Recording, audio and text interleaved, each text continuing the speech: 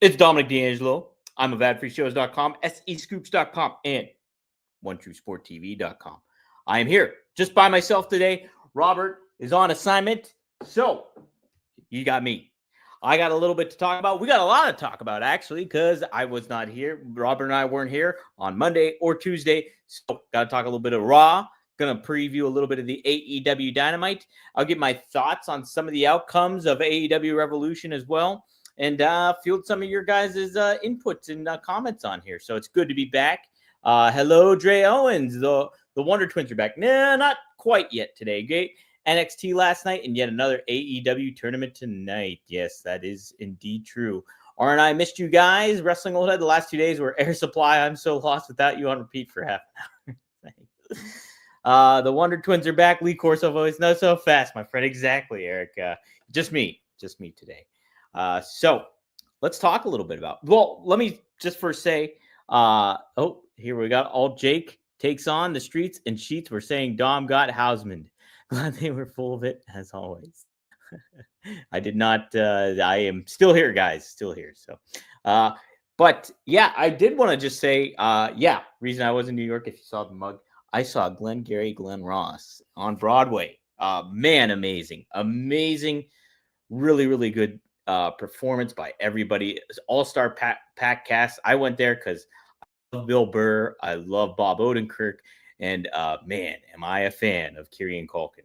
I'm actually today, later on, 7:30 p.m., I will be going live on OneTrueSportTV.com, and I will be giving my review of Glenn Ross and how it ties into the pro wrestling world. So if you're not subscribed to that, go to that YouTube channel. Be sure to subscribe. It's OneTrueSportTV.com. I'll be going live, and so you guys can join in and give me your thoughts. I'm going to tie it in how it ties to pro wrestling, what pro wrestling can learn from just theater in general, and a takeaway from this. Plus, I just want to talk about Glenn Ross, my New York City experience. So should be a good time. But we'll have a good time here today and talk a little bit of pro wrestling. So I literally just got back last night from New York and finally got to catch up on Raw. And man, the atmosphere for Madison Square Garden, you can tell why WWE likes playing there. And they make the stakes high there. And I watched the cage match. Really, really fun stuff. I do think a lot of false finishes. And I almost wish they didn't do their finishes so much. Does anybody else feel that same way?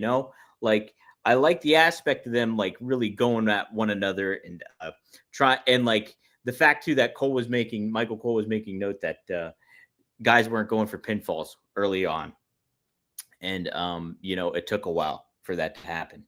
I thought was a cool added element to it all. I think they could have made more of the cage. Something that's been. They kind of mentioned in there. Pat McAfee actually mentioned it too. Punk was at the top of the cage, and he happened to say, win it old school style, meaning climbing out of the cage. And they did do it later on, but I was like, man, no, the old school way is to walk out the door and leave the guy laying. That's the point of a steel cage. You beat your opponent senseless that he cannot escape, and you can just walk out on your own volition. And so I was kind of hoping something like that would be a little bit more done. But, the stakes were high, and the atmosphere was electric. And I know that's some cliche stuff to say, but man, what a great main event, I thought. And Roman Reigns returning added some more significance to it. I like the element of Roman taking out Punk. Don't like the idea of a three-way match for WrestleMania. And I know that was kind of speculated and maybe a little bit reported too. I'm not sure, but I'm not necessarily a fan of that. I would much rather see, I'd love to see Roman take out Rollins, take him out, and he's not on WrestleMania. And then you can build to a feud for them later on. But I'd love to see Punk and Roman just straight up. Seth is good. And, like, he's a good wrestler, and I think he finds his lane when he's more of himself than this like laughy, kind of thing. Kevin Nash mentioned that too. That he's like when he's that kind of crap. It's just not. It doesn't connect as much as when Rollins speaks from the heart. And so, I think I would just much rather see Roman and Punk straight up. I think that would be the match to have, and then you could really build to it for a great feud for Punk. I mean, for Rollins and Roman after the fact. And I know, hey, Seth should be on WrestleMania. He should, but I think you don't put him on there, and it makes it more significant. Or you have him getting Roman's business at the end of the match, too. You know, um, there's another idea too. Is hey, The Rock been doing this too. Who's the one? Is there a one? Are we missing a one? Could that be Seth Rollins? That would have been a way to kind of do that in, and including Rollins in WrestleMania in that form or fashion.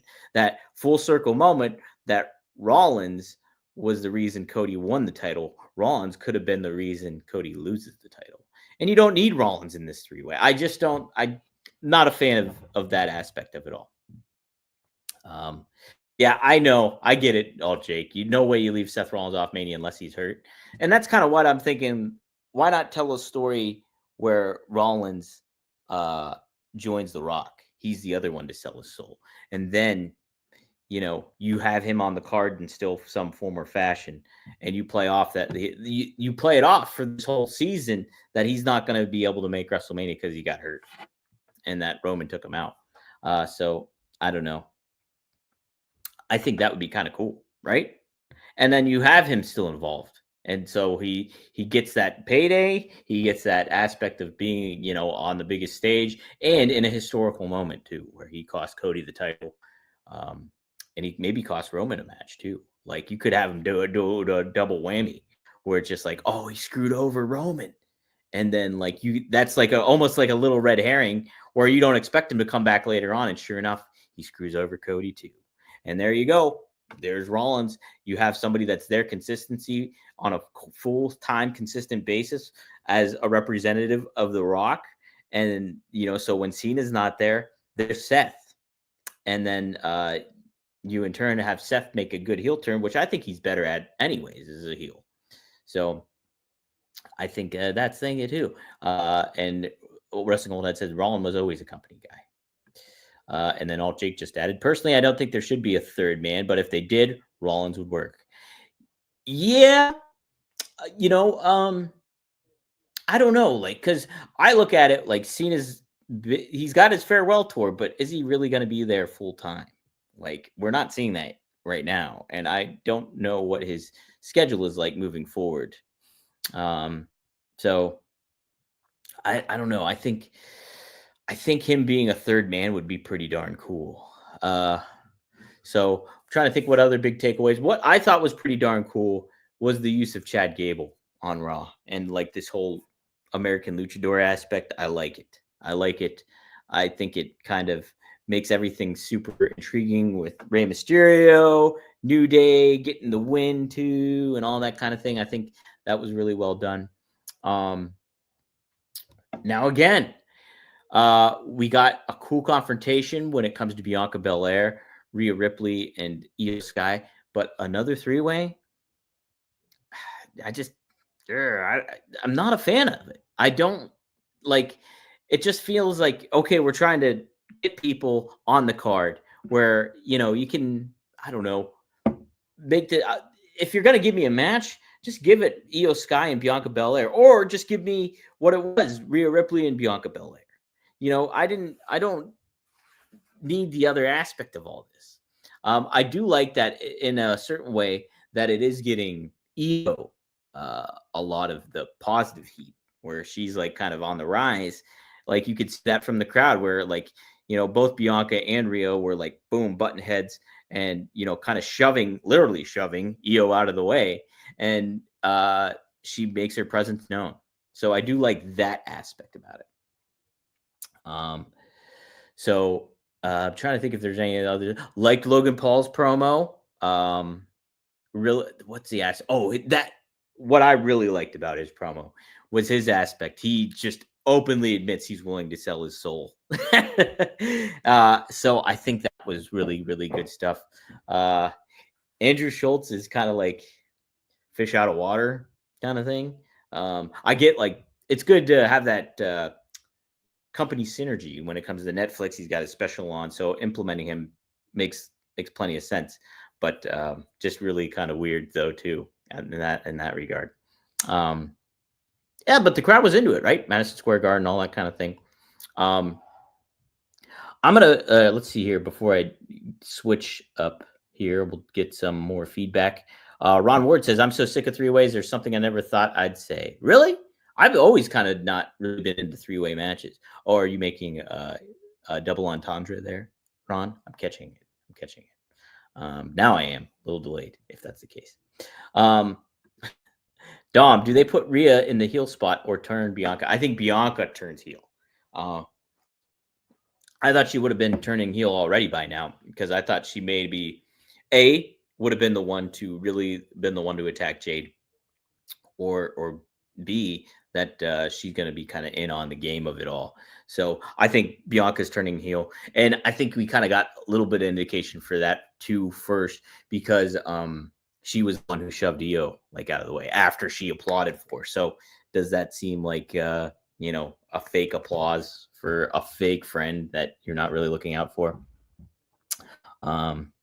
So yeah, I do think I think Bianca will turn heel. I think Rhea will stay face. We just had her. She just came off of a heel turn not too long back. So I don't think that would be the best for her if she was to do that. So let's see. Jake says, one gets a title match, the other gets a triple threat. I have no issues. Be different if it was WrestleMania 2000, where the only singles match on the whole card was Terry versus the Cat. Wow. Was that really? That's crazy. Is that true? I remember being excited for that fatal 4-way match, but I was 14.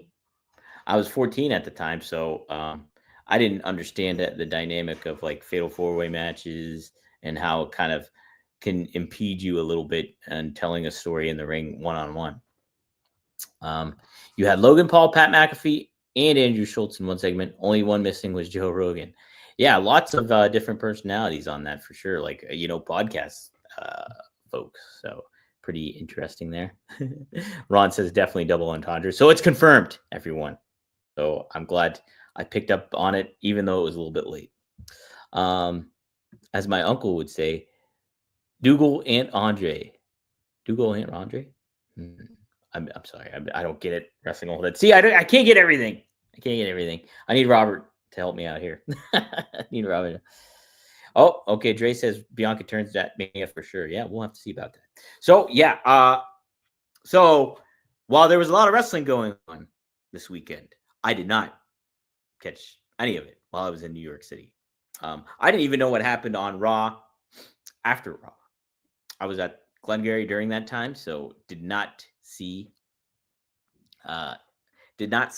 what happened, obviously, in live time. So while I was also on the road, I was en route to New York City, and then I got into New York City, so did not get to see AEW Revolution. So what is your guys' feedbacks on it? If you had to give AEW Revolution a letter grade, what do you think? I heard a lot of mixed things. I heard people call it like the greatest AEW pay-per-view of all time, or like one of the best. But then I also heard like, ugh. I saw clips obviously on social media of the one woman from Queen of the Ring making those comments, kind of pulling back the curtain. Camille did, however, defend her, saying that she meant in a different way from a kayfabe standpoint, where that you want to win like the match. You want to win the match. She was making it from a standpoint of you already know you're going to win going into the ring.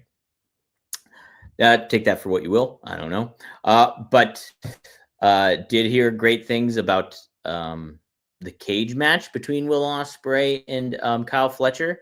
Did hear, saw how bloody that Hollywood ending was with Tony Storm and Mariah May. I will say, my friend that I went with to New York, a casual fan of wrestling, he's been watching AEW since it moved to Max, as a matter of fact. But he is a casual fan, really was big into the ECW, loved New Jack, everything like that. He happened to see online the clips of Mariah and Tony Storm all bloodied up and like just beaten to a, like didn't see all the details of it all, but saw that they were all bloodied up and stuff like that, and admitted he was not a fan of that. Like that, it like from a seeing it like the women just like that was not kosher for him, basically. And it's like it was a turnoff, like in regards to like him getting interested in seeing wrestling. He was not into that. Like, and like I just said, he's a fan of New Jack. How crazy is that? Ron says, I heard, love it, but skip the final match. So yeah, I mean, I knew the finish after, like, I heard about the finish, and that's any way you can end this Death Riders angle, you do it, and they didn't do it. They actually perpetuated it from how it sounded, right? He like choked out Christian Cage. It ruined like the whole kind of thing of like Christian Cage having the contract and like made all these potential things happening where they could have easily shifted the title away from Moxley if they wanted to and told a different story, but they didn't. And I guess this was changed up. So yeah, not a big fan of that, right? I look, and we got Dynamite tonight, and there's a tournament starting. So let's take a look at that tournament and see what that's about here, because I am like a baby in the woods when it comes to all this stuff still. I literally was going to try to watch Raw on my trip back, but Netflix was not allowing me to download it yet. I couldn't download the episode of Raw because I was going to try to be all caught up on all that. Let's see. I'm trying to find a better. You know what? I got to give props to Fightful. They just give you straight up what the. Okay, here we go. Props to Fightful for the preview here. Coming from Fresno, California, so they're still on the West Coast at the Save Mart Center. So how about that? We have Kenny Omega to speak. All right, cool to hear. MJF to speak. Okay, good. I also saw that MJF took a crazy Angel's wings from Hangman Page. Yikes. Did not look good.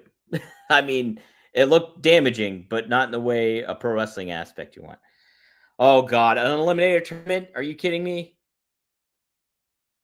AEW International Title Eliminator Tournament. Orange Cassidy versus Hechicero. Hechicero? I don't know. Glad we're all introduced to this. Yeah. All Jake says power right in the kiss. It was for Adam Hangman Page. Good golly, that looked bad. I mean, for MJF, that looked rough. Then we also have Wild Card. Who's the Wild Card versus the Beast Mortos in the AEW International Championship. So we have that going down, and that's it. So not a great follow-up for what we had on the pay-per-view, I guess. They're not really following up on anything to entice you to tune in. An eliminator tournament. Eliminator is an awful word I never want to hear again in pro wrestling. I just don't. I hated the eliminator tournament, the eliminator matches. Stupid. Don't like it. Look, Tony Khan said this on the conference call that he did not want to create the same kind of things going down where people are used to. And here, he's making another tournament. This is another tournament that not only that, we're getting eliminator matches, it's all in one. No, don't give me this stuff. Like, give us something different here. It's like, I don't know. It's very, very frustrating. Like, props for everybody to being able to make a good overall pay-per-view from how it sounded. But look, like, you got to dot your I's and cross your T's. And Tony Khan has just got tunnel vision, it seems, when it comes to booking this stuff. Like, we talked about this, I think, last week, Robert and I, about like the follow-up after he said about production meetings. And from Robert's take, it doesn't sound like there's production meetings going on, and not in the form and fashion that they should be.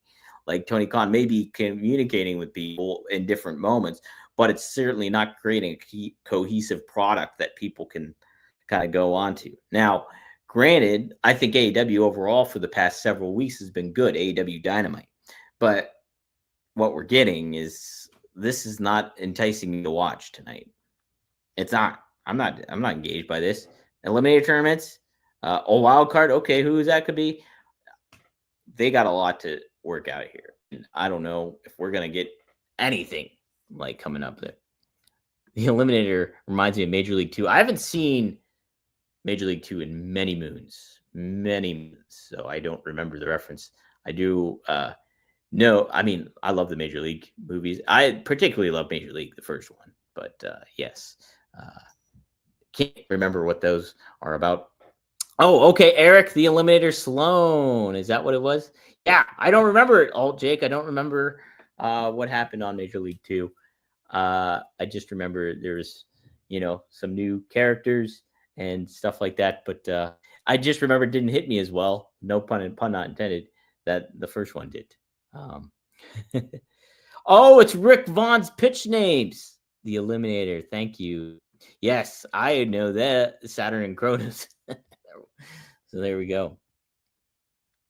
Wrestling all I'm sure there's a tons of injuries in AEW after that pay-per-view. That's the other thing too, is just like, if you're like doing it for storyline purposes where this people can't compete after the fact, then like, yeah, that's kind of neat. But look, this preview you're trotting out here as a follow-up, it does not seem like a good thing. I just don't. I would have to think people just are not agreeing with how Tony Khan's handling everything on this. I mean, in the company. I have no inside information when it comes to anything like that. I'm purely speculating. But I do feel like there's a disconnect. And I think if certain people did have it their way, I think would be run a little bit more smoother and a little bit more from the television product aspect than, hey, I've got a company that I'm running and this is how I do things aspect. I think there would be a little bit more delegation and a little bit more maybe diplomacy, if that makes sense. I don't know. Let's take a look.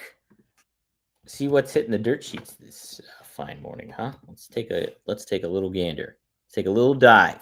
See if there's anything else I should be covering. Let's see. Oh, look at this. Oh man. So we had kids cry over Hulk Hogan leaving beer meet and greet early. I did see this a little bit earlier. Let's see what it says. Hulk Hogan. This is from Jeremy Lambert. It's Fightful. Hulk Hogan had a meet and greet for his Real American Beer in Orange County, New York. Hey, not too far from where I was from.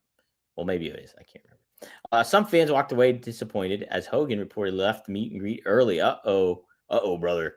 I was there with my son and daughter. It was an exciting day, especially for my son. They said he could only see up to number 200, and we were 185. My son had a little Pokemon card with him on it and wanted him to sign it. It was really quick. They just stood up and bolted along the back. Some lady was very upset, screaming and cursing. My son started crying, and a bunch of other kids were crying. This is a tweet from Blaze Gomez. Hogan tour disaster. Kids were crying. Some disappointed Hulk Hogan fans say they were turned away empty-handed after standing in line and waiting hours at a promised meet and greet with the entertainment icon in Orange County. The story at 5. News HV. News 12 HV. If he had to leave, he could have walked down and shook people's hands and said, hey, I'm sorry, we're going to get going, rather than just leaving people stranded. Hogan and his team did not give a response when reached out by News 12. Uh-oh, brother. Man, how about that? So Hogan, not creating goodwill. My cat's about to knock over a case of Tic Tacs. Hold on. That would have made a lot of noise. I'm already making a lot of noise with this thing. So how about that? So Hogan, brother, creating goodwill with Still Pudding. Say your prayers Take your vitamins and quit your crying, brother. So Ron Ward says, I think if Tony got criticized in a way that he was more likely to listen to, then maybe he'd actually make positive changes to the product. That's the thing too. I think so much of this stuff is constructive criticism. It really is. Like Bischoff adds a little flavor to his constructive criticism that makes it a little bit more harsh and blunt. But in the grand scheme of it all, it's constructive criticism. Uh, I think there's so many people that want AEW to succeed. There really is. You have some haters, and that I think is just um, false pretenses. That's not the right word, but it's like a reason to get attention. People, when they hate on AEW and there's no good faith behind it, I think that's just to get attention. That's just to either get clicks, get views, get some reception. You see guys like JD from New York um, just hating on it. You see other people like doing the same thing. Where I think a lot of the criticism for AEW comes from a good place, comes from what we wanted out of AEW originally, where it was just like, hey, there's so much optimism here. The environment is great. This is a new alternative for pro wrestling. And it still is an alternative, but it's really not the alternative where the thing can grow, where the company seems like it can grow from. It almost seems like an alternative where it's like a niche within a niche. Hey, let's watch. I watch AEW because I like the wrestling aspect of it all. I like the moves. I like, the that kind of stuff.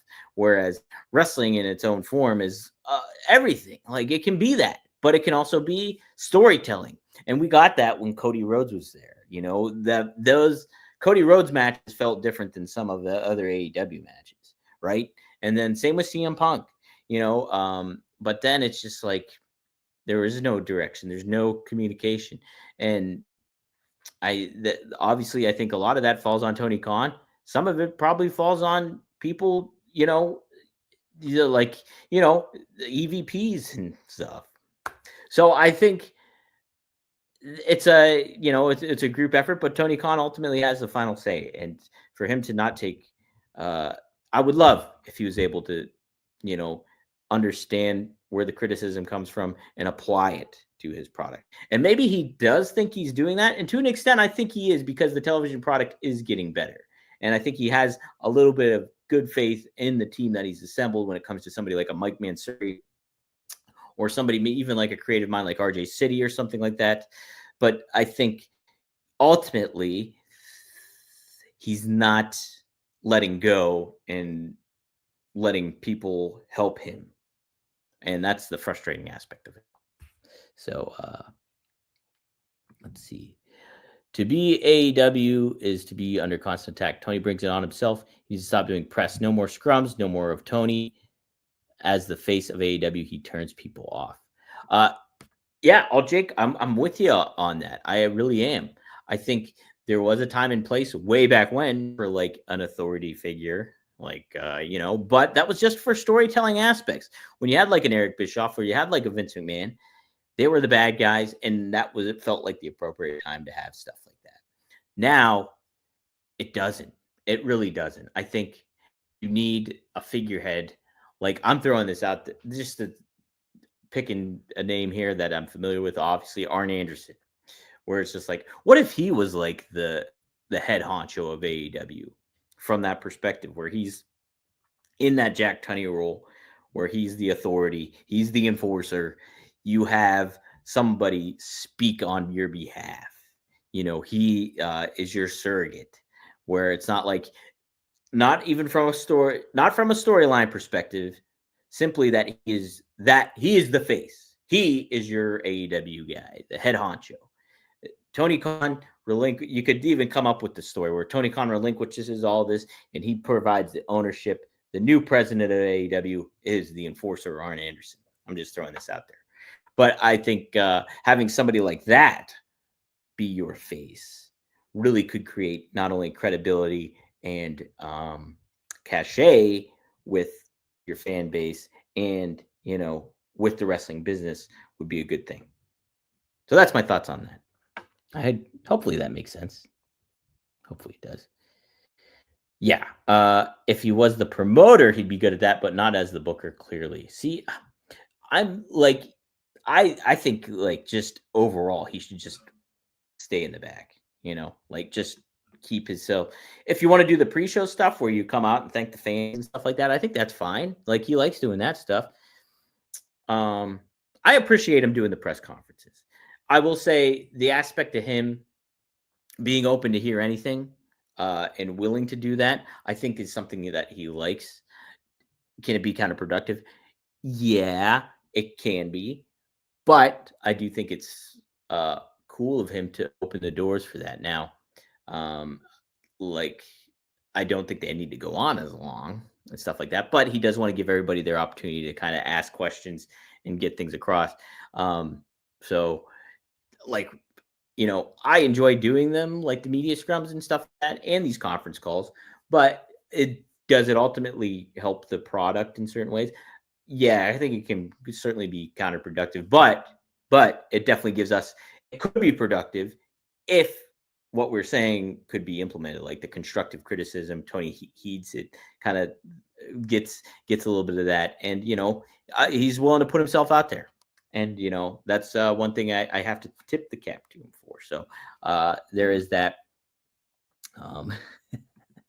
Glock Anderson, authority figure, sounds like a late 90s TV cop show. I'm all for that, old Jake. 100% I'm all for that.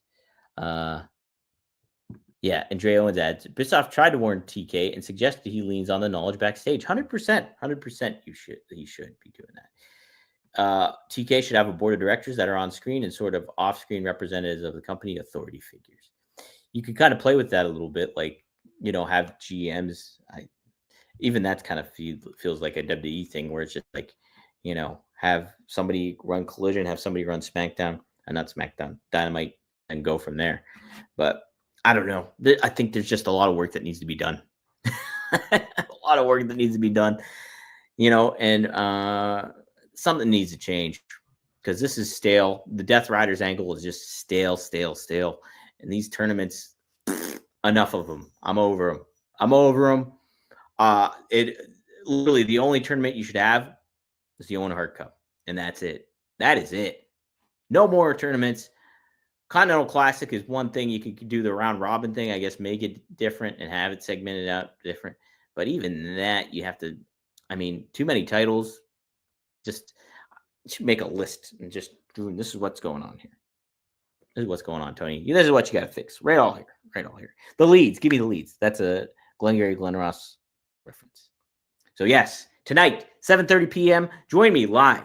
I will give my review of Glengarry Glen Ross, the Broadway revival starring Bill Burr, Bob Odenkirk, and big WWE fan Kieran Culkin, who's also recent Academy Award winner. I will be giving my thoughts on what I saw of the play, the presentation of it all, and what AEW could learn from them in regards to what some of this fun stuff that goes with that. Join me 7:30 p.m. Eastern Standard Time, OneTrueSportTV.com.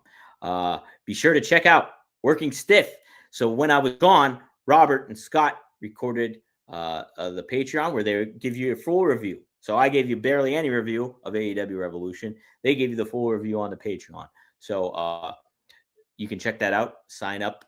Go to just Working Stiff Patreon. Type that in your Google, and it should pop up, and hit subscribe. Only $5 a month. You can't really beat that, right? And you get extra show a week with them.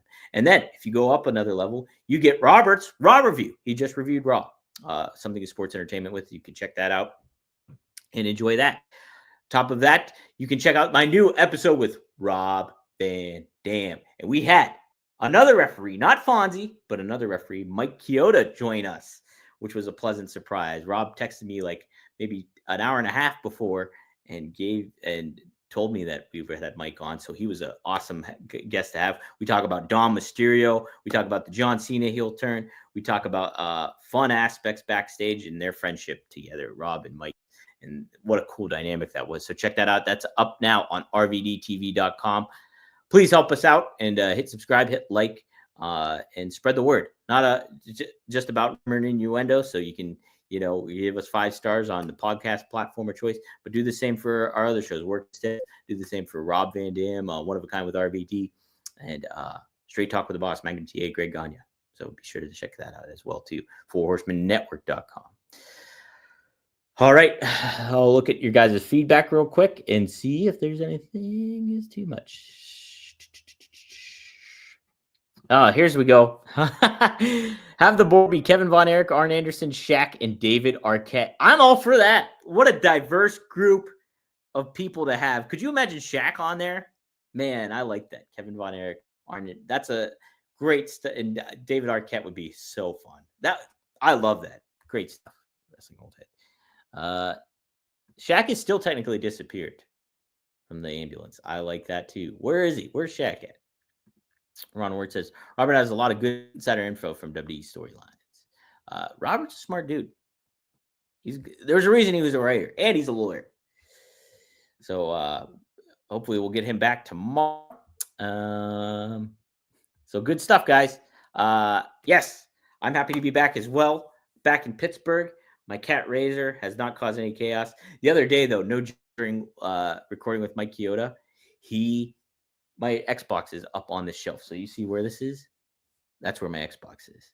He hopped up somehow, some way, pulled my Xbox off, and it face planted right on the ground. I was like, he killed my Xbox. It's over. And I no-sold it during the show. It happened during the recording. I was like, oh my God, my Xbox is dead. And I was like, I just have to accept that right now and focus on the show that's going on in front of me. And I got to admit, I was like, half my head was like, what's happened to my Xbox the whole time? Thankfully, I picked it up and it worked, but Razor turned heel full time during the show. He's about to turn heel here. He's going to leap over on the show, on the trade table here. But okay, guys, I will see you guys tomorrow. Best of luck in your future endeavors. There's Razor there.